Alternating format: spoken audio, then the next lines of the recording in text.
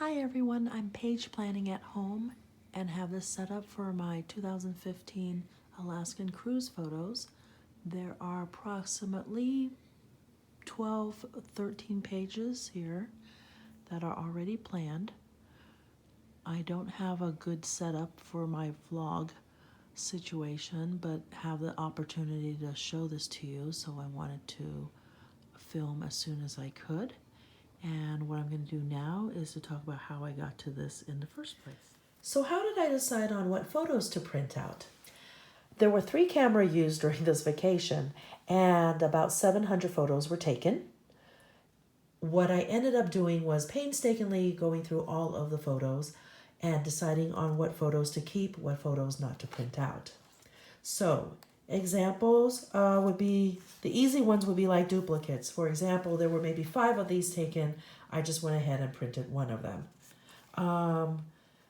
There were a lot of photos like this where it was of scenery, but I really liked this particular one because you could also see the crowd as well as the glaciers. So that's why I chose this one. And just different versions of us, for example. And so that's how I made that decision. Now, once I got the 200 photos back home, I had to put them all in chronological order. And what I did was I used the Power Sort box by Creative Memories. These are the guides, these are the divider guides that I used. Separated them depending on the occasion. So these photos that I just showed were from Inside Passage and took place within about an hour right before lunch. Okay, so then, for example, I have these from lunch and then also probably a trivia game after lunch. So separated that from the first group, okay. And I had photos from the show, which came before dinner. So I have the show photos, some of us walking around the ship, taking goofy photos, and our dinner.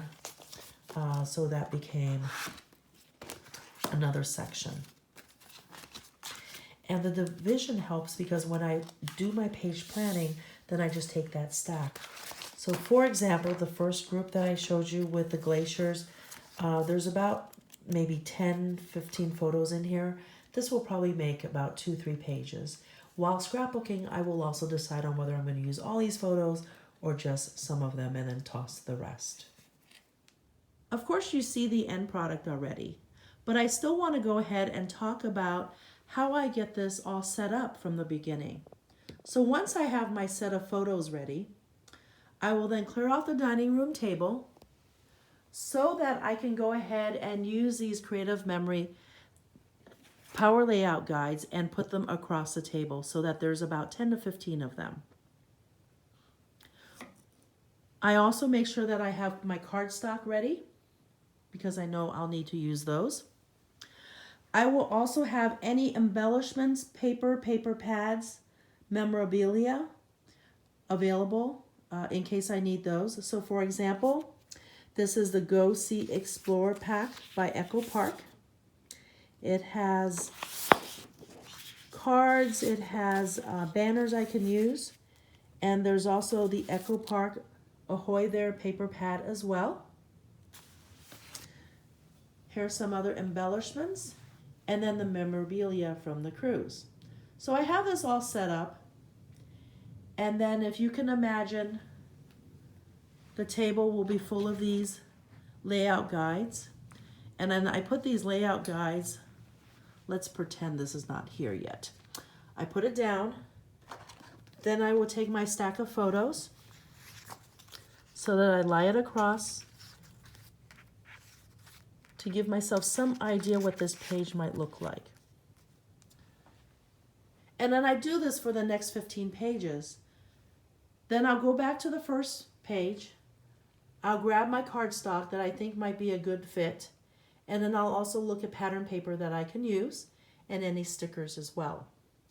In the end, once I'm done with everything, so for example, let's say these are the last of the pages, I will then end up putting them all into the layout box that I will bring with me to the crop. Whatever other embellishments and memorabilia that I don't put on the pages, for example, most of this, will go in the box as well.